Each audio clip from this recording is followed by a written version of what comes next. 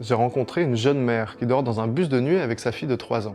Mais là, j'ai trop peur maintenant. C'est normal d'avoir peur quand on dort dans la rue. Une mère en dépression postpartum, mais elle télétravaille dans un 50 mètres carrés avec ses 2 enfants. Parce que nous, on n'a vraiment pas de famille, on n'a pas de personne relais, on n'a rien, donc c'est dur. Et en fait, c'est tous les jours, quoi. Le fils d'un réfugié politique qui tient pas en place et qui a été diagnostiqué du syndrome du trouble de l'autisme.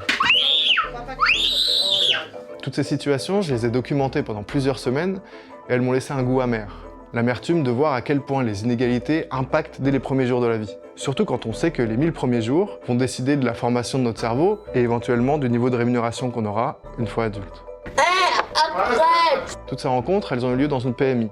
C'est un centre de protection maternelle et infantile qui permet d'accompagner les enfants et leurs parents pendant leurs 6 premières années. C'est un bel exemple de service public. C'est une sorte de garde-fou sanitaire éducatif face à la montée de la pauvreté. Le seul problème, c'est qu'ils ont de moins en moins de moyens, au point où une parlementaire en 2019 a tiré la sonnette d'alarme en disant que les PMI risquaient de disparaître si les pouvoirs publics ne réagissaient pas. 6 ans plus tard, il y a eu beaucoup de concertations, des recherches scientifiques, des feuilles de route gouvernementales, mais aucune mesure concrète n'a été faite pour sauver la PMI. Tout ça, on vous l'explique dans un reportage de 20 minutes, et c'est sur YouTube.